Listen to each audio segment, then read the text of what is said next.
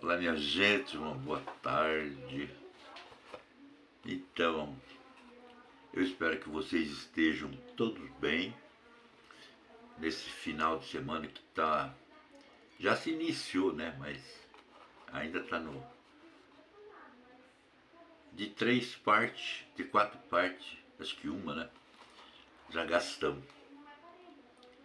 Eu quero mandar um abraço para uma pessoa aqui, para dona Marisa Lima.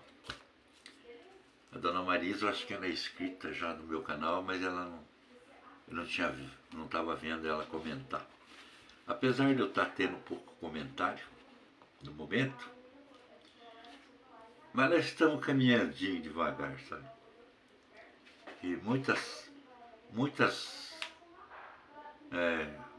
coisas vão acontecer ainda, né? Aliás, o Brasil é uma caixinha de surpresa todos os dias, né? Então, gente, você imagina você fica sabendo que uma determinada pessoa faleceu por algum motivo, mas essa pessoa, antes de morrer, ela sempre pedia para a família. Ela era uma pessoa que sempre frequentava muita igreja, que quando ela fosse, tinha a guarda da pessoa, geralmente tem na casa, né? Hoje usa muito capela mortuária, né? Mas antes não. Geralmente era na casa do falecido. Então, após chegar o momento então para ser sepultada essa pessoa, ele já tinha feito os seus pedidos, porque é comum pessoas pedirem: olha, eu quero ser sepultado em tal lugar. Então, um pedido de uma pessoa na, já no seu derradeiro momento de vida, o que ele pede, geralmente a família cumpre, ou um amigo, se não tiver a família perto, alguém vai cumprir aquela última vontade do falecido.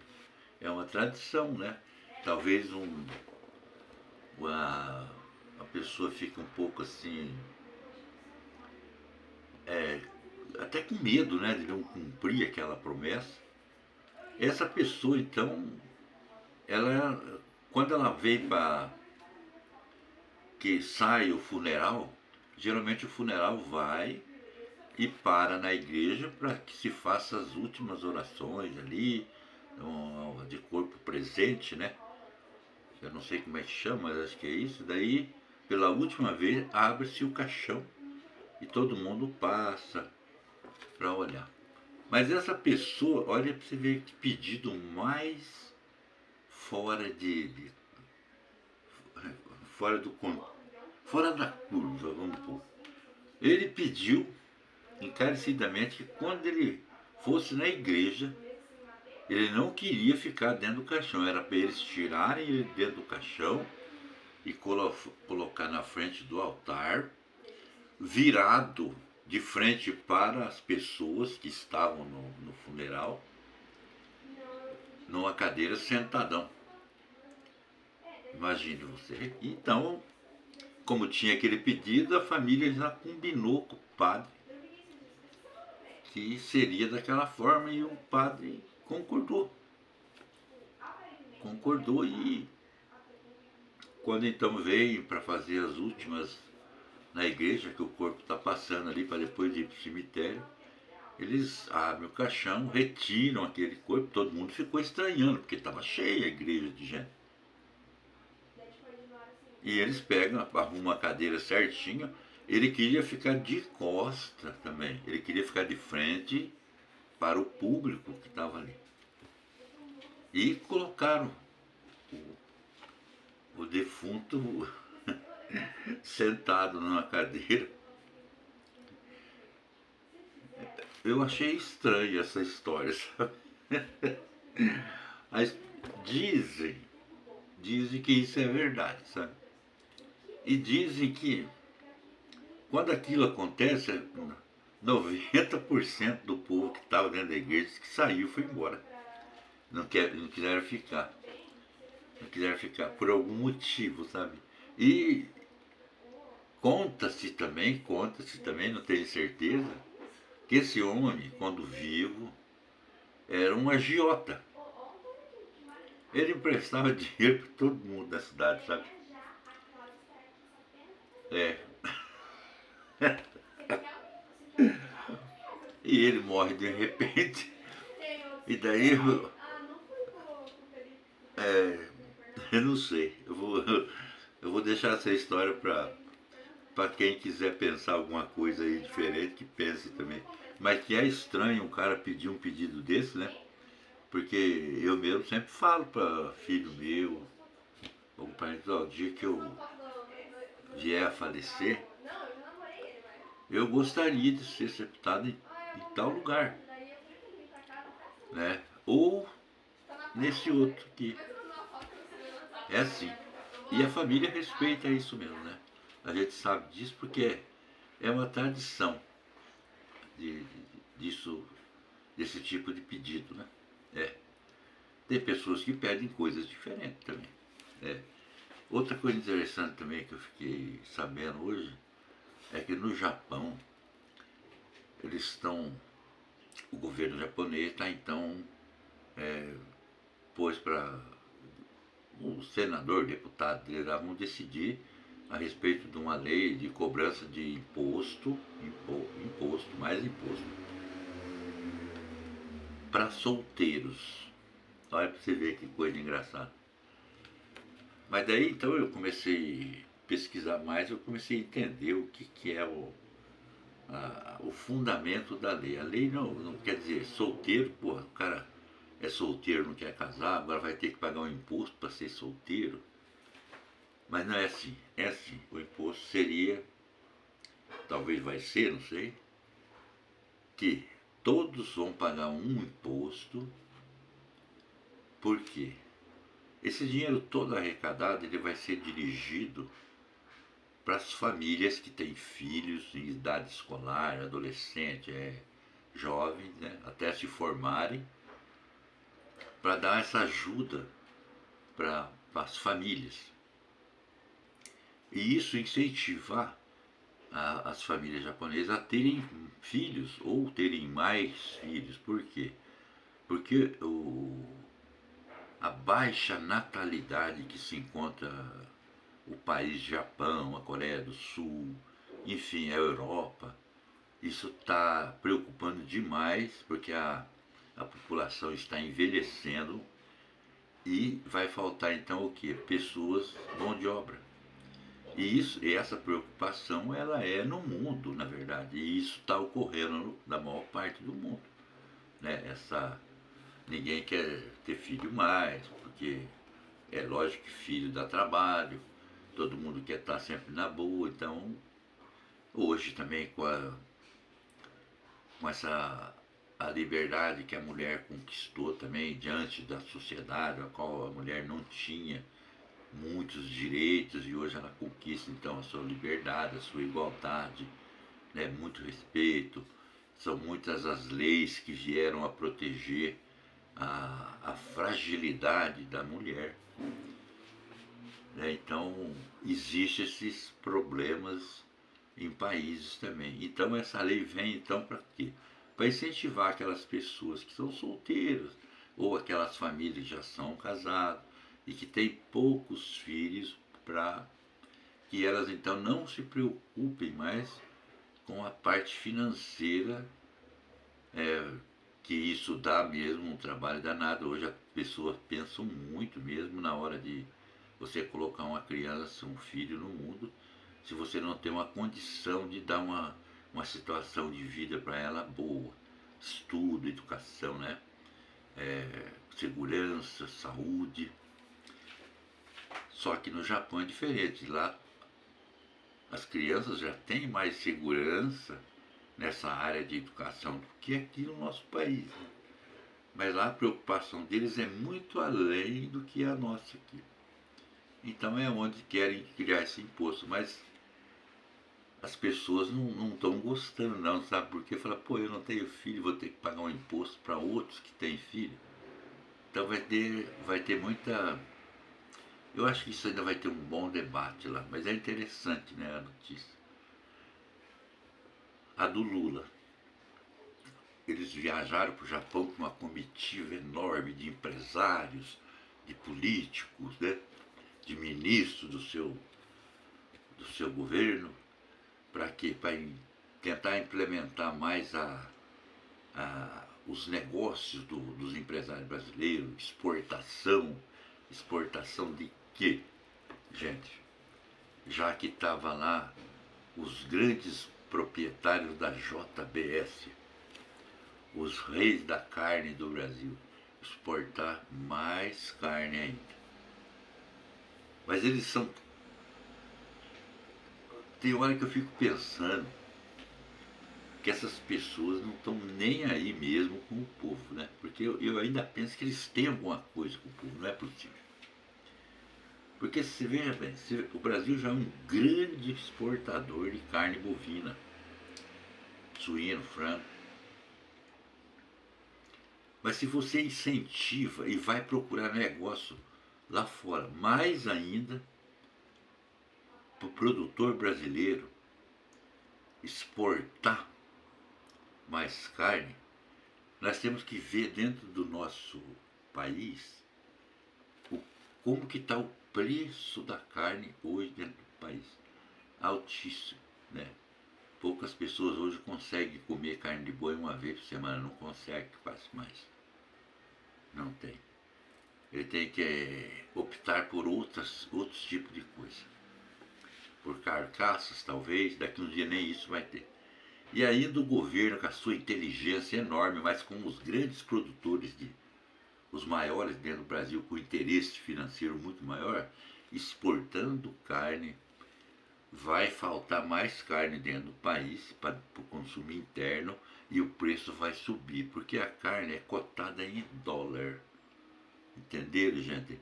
Então vai encarecer mais ainda a carne dentro do país. Sabe que coisa bonita que o Lula faz para os pobres. Mas ele está protegendo quem? Os ricos. Ele só quer isso, né? E junto ainda com os seus ministros, né? E a sorte nossa, que eu não sei se o Haddad foi nessa reunião, nessa empreitada no Japão, porque se ele fica sabendo do imposto sobre os solteiros que estão criando lá no Japão, ele vai querer colocar aqui no Brasil também, rapaz. Ó, vamos ter que ficar prestando atenção, viu? Vamos prestar atenção nisso aí. Mais um, hoje eu vi um pôster também, assim, uma frase assim. Tinha a estátua lá do Supremo Tribunal Federal lá fora, aquela esfinge da justiça, aonde aquela mulher Débora pintou perdeu o maneco, o batom dela e ela foi condenada, está sendo condenada, né? O ministro deu prisão domiciliar para ela agora, sabe? Só que ela não pode sair, ela fica presa dentro da casa dela, assim, entendeu? Olha para você ver a bondade desse ministro. Só que falar para esses ministros do Supremo Tribunal Federal é o seguinte, que nós sabemos o que vocês estão fazendo, viu? Não pense que nós estamos trouxa não, viu? Nós estamos vendo, nós estamos sabendo. Apenas nós estamos com medo de falar alguma coisa. Mas nós sabemos o que vocês estão fazendo. Aí tá lá o pôster assim. Tem um homem lavando, né?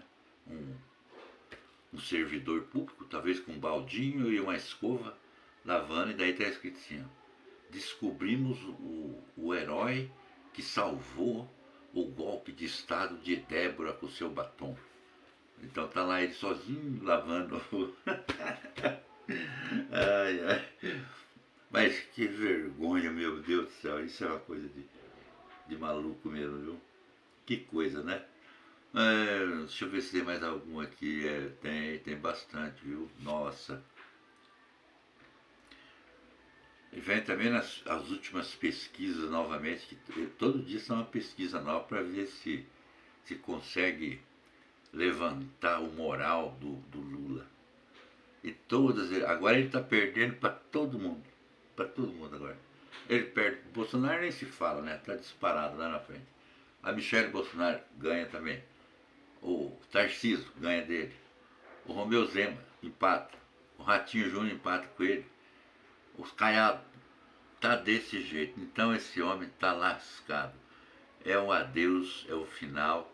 E essas pessoas então que protegem, né, e que estão aí impetrando altas penas nos patriotas, nós sabemos o que vocês estão fazendo, viu? Não esqueça que nós sabemos o que vocês estão fazendo e fizeram, viu? É. E sempre é do couro sai a correia, sempre é também.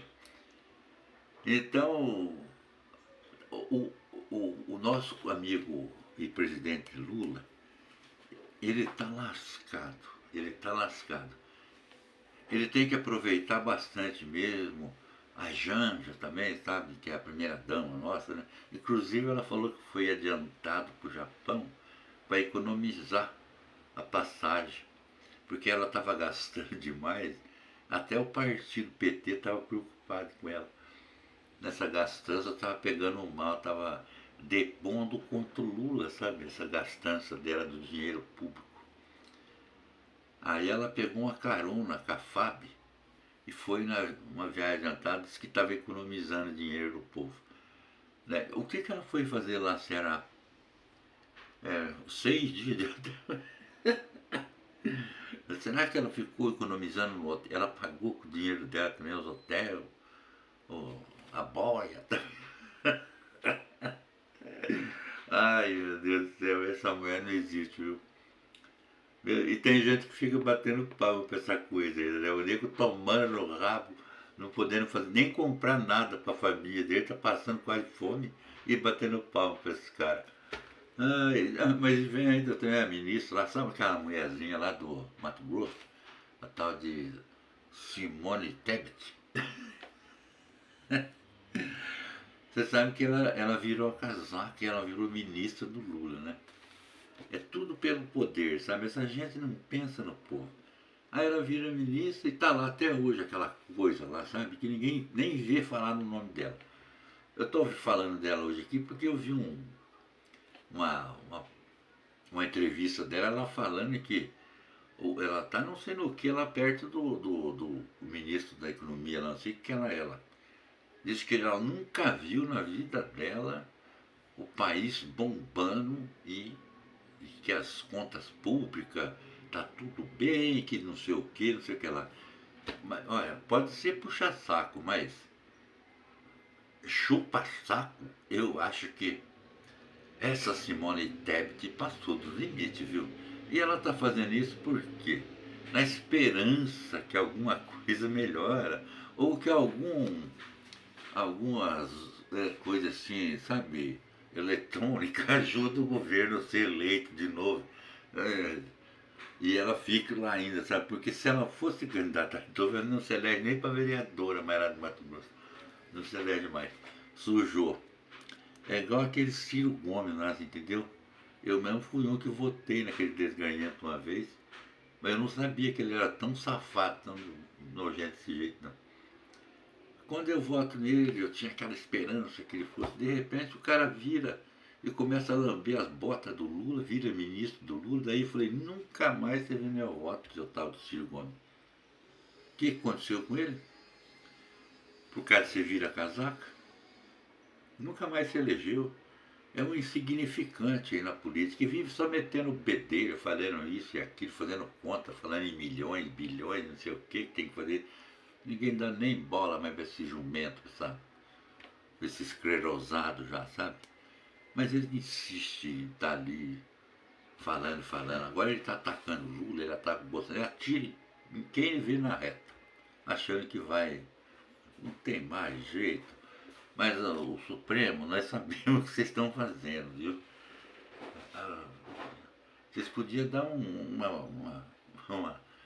uma guinada para a direita um pouco aí, para não ficar tão feio o que está acontecendo, que vocês estão fazendo aí agora.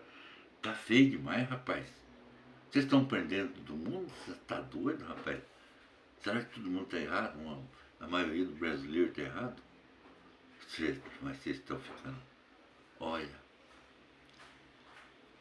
eu O peixe morre pela boca, hein? É. E vocês serão responsabilizados, sim. E está bem próximo isso. Uhum. Está bem próximo. Muitas coisinhas estão no caminho certo. E Deus escreve certo por linhas tortas. E Deus está agindo sim na vida de todos nós. Inclusive, inclusive na de vocês também. Quando vocês cometem os seus errinhos, não é porque vocês querem, é porque é para acontecer. Porque tem um ser muito maior que você que vai te fazer você cometer esses erros, certo? E no final tudo vai voltar, o Brasil vai ficar apaziguado. Porque vocês vão apaziguar o Brasil, através de vocês mesmos, Deus vai agir em cima de vocês, entenderam? E vocês vão entregar a paçoca. Ai, que vergonha. Mas é isso daí. Mais tarde eu volto. Mas, gente, eu estou aqui pensando por que aquele defunto queria ficar sentado lá na frente do altar da igreja. Eu vou ficar pensando. Mas você também fique pensando aí, viu? Me ajuda aí, tá?